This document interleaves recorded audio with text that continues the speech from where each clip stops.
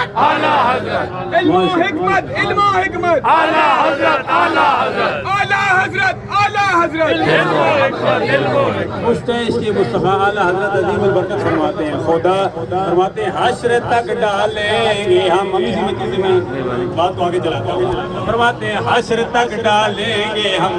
پیدائش مولا کی دھوم، دم میں جب تک دم رہے گا ذکر ان کا سناتے جائیں گے۔ سبحان اللہ۔ خدا ہے ذاکر ہمارے نبی کا، کبھی نہ یہ ذکر ختم ہوگا، ازل سے ہمارے نبی کی محفل سجی اور سجی رہے گی انشاءاللہ۔ روز ازل میں اللہ تبارک و تعالیٰ نے سورہ آل عمران 3 پارہ اللہ تبارک و تعالیٰ نے اپنے پیارے حبیب صلی اللہ علیہ وسلم کی محفل سجائی، 1,24,000 قوم انبیاء کرام کو اکٹھا کیا اور فرمایا لَتُؤْمِنُنَّ بِهِ وَلَتَنْصُرُنَّهُ، فرمایا تم نے میرے ساتھ وعدہ کرو، تم نے ضرور بھی ضرور آخر الزمان نبی صلی اللہ علیہ وسلم پر ایمان بھی لانا ہے اور ان کے دین کی مدد بھی کرنی ہے۔ خدا خود میر مجلس بود اندر لا مقا خسرو،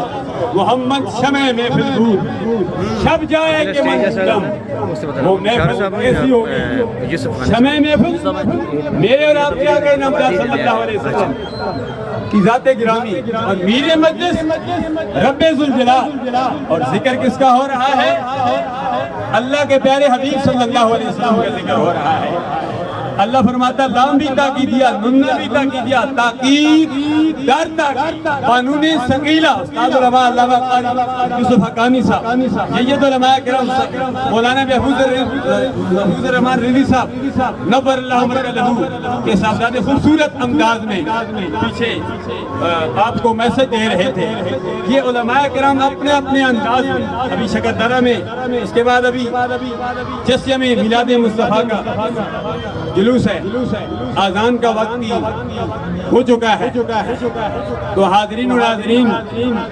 آذان بھی الحمدللہ والعزیز جو ہوتی ہے ہوتی رہے گی، آخر وقت تک ہوتی رہے گی۔ یہ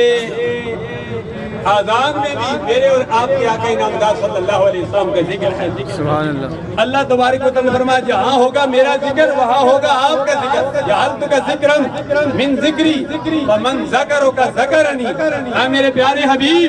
ہم نے آپ کا ذکر اپنا ذکر بنا لیا ہے، اے میرے پیارے حبیب جو تیرا ذکر کرے گا وہ میرا ہی ذکر کرے گا۔ جو گویا میلاد مصطفیٰ جو مناتا ہے وہ رب کا ذکر کرتا ہے، اور رب ذوالجلال نے روز ازل میں میلاد مصطفیٰ منایا۔ اور یاد رکھو ہر عبادت کوئی عمل بھی رد ہو سکتا ہے،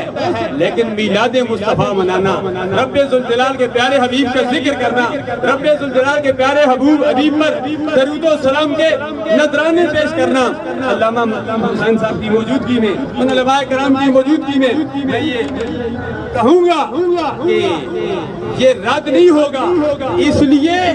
کہ اللہ کے پیارے حبیب کا ذکر کرنا یہ رب ذوالجلال کی سنت ہے۔